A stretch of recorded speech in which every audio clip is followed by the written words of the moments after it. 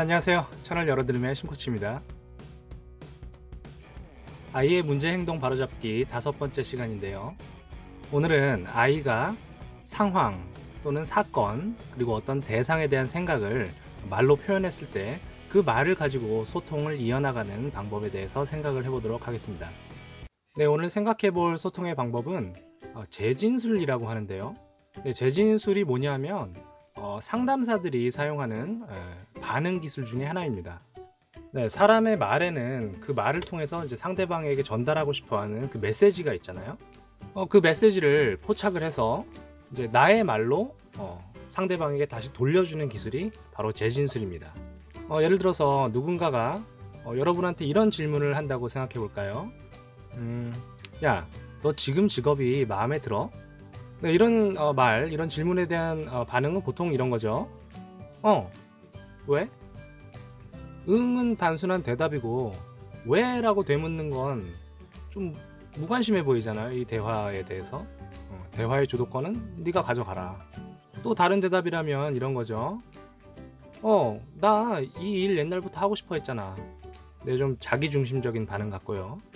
네, 그럼 이런 반응은 어떠세요? 내가 지금 하고 있는 일에 만족하고 있는지가 좀 궁금한가 보네. 네, 지금 제가 얘기한 이 마지막 반응이 바로 재진술과 같은 반응이라고 할 수 있는데요. 이렇게 재진술의 방식을 통해서 아이하고 소통하면 어떤 효과가 있을까요?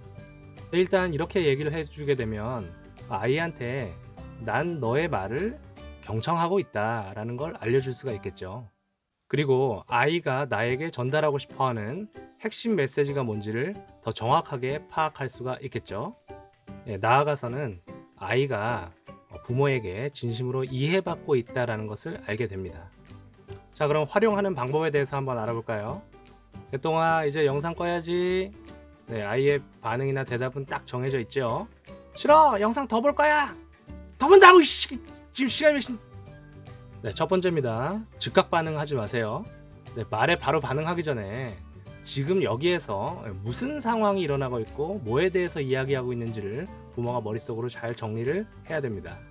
아까 지금 보고 있는 영상이 끝나면 끄고 자기로 했다. 그런데 이제 끄고 자자라고 얘기를 하니까 얘가 말을 듣지 않고 싫다고 얘기를 한다. 이렇게 상황을 정리하는 거죠. 그럼 이렇게 정리한 상황을 내 말로 돌려주면 이게 재진술이냐? 예를 들면, 자, 개똥아, 아까 우리는 이것만 보고 영상을 끄기로 했는데 아빠가 끄자라고 얘기하니까 너는 지금 싫어, 더 볼 거야 라고 얘기하는구나? 네, 듣다가 죽을 것 같아요. 네, 재진술은 핵심 내용을 간결한 문장으로 구성해서 전달하는 거예요. 재진술을 했으면 그 다음에 이제 반응을 관찰해야 되는데요. 적절하게 이제 아이의 말에 대해서 재진술을 해주면 그 다음에 이제 아이가 어떤 반응을 보이는지, 어떤 말을 하거나 어떤 행동을 하는지를 유심히 관찰을 해야 됩니다. 네, 그리고 그 반응을 통해서 내 재진술이 과연 적절했는지를 판단해 볼 수가 있겠죠. 자, 근데 재진술을 할 때 이제 어디에 초점을 주고 어떤 식으로 말을 해야 되는지 이제 구체적으로 잘 모르실 거예요. 그거에 대해서는 지금부터 설명을 해드리겠습니다. 네, 아이의 말을 재진술해 줄 때 초점을 두어야 하는 부분은 크게 5가지로 나눠볼 수가 있는데요. 네, 우선 상황, 그리고 다음으로 사건, 그리고 또 하나는 대상. 그러니까 사람이라든지 동물이라든지 어떤 물건이 될 수도 있고요. 이런 대상, 그리고 다음으로 생각, 그리고 마지막으로 아이의 바람 또는 욕구입니다. 네, 지금부터 제가 아이가 돼서 말을 할 텐데요. 이거 보시는 여러분께서는 이 말을 듣고 이제 어디에 초점을 둬야 되는지, 제가 방금 말씀드린 그 5가지 영역 중에서 뭐에 초점을 둬야 되는지 한번 생각을 해보세요. 자, 첫 번째 문제입니다. 아빠, 형아가 때렸어. 네, 맞습니다. 사건이죠. 어떤 일이 있었는지를 호소하고 있어요. 그럴 때 재진술은 놀다가 형이 널 때렸나 보네. 네, 재진술할 때의 모든 종결 어미는 이걸 사용하시면 돼요. 뭐뭐구나, 뭐뭐나 보다, 이걸 사용하시면 됩니다. 네, 두 번째 문제입니다. 엄마는 내가 하는 것마다 다 하지마 하지마 이렇게만 말해. 네, 대상이죠. 네. 엄마는 했잖아요. 이럴 때 재진술은 개똥이는 엄마가 다 하지 말라고만 말하는 사람이라고 생각하나 봐. 네, 세 번째입니다. 아빠는 날 싫어해. 동생이랑 싸우면 맨날 나만 혼내잖아. 네, 뭘까요? 대상? 아빠는 나를 싫어하는 사람이다? 네, 아니죠. 요건 생각입니다. 어떤 결론을 도출해냈잖아요. 아빠는 나를 혼내기 때문에, 나만 혼내기 때문에 나를 싫어한다. 이렇게. 네, 이때의 재진술은 개똥이를 혼낸 이유가 아빠가 널 싫어하기 때문이라고 생각하나 보구나. 네, 네 번째 문제입니다. 다른 친구들은 다 큰 자전거가 있는데 나만 없어.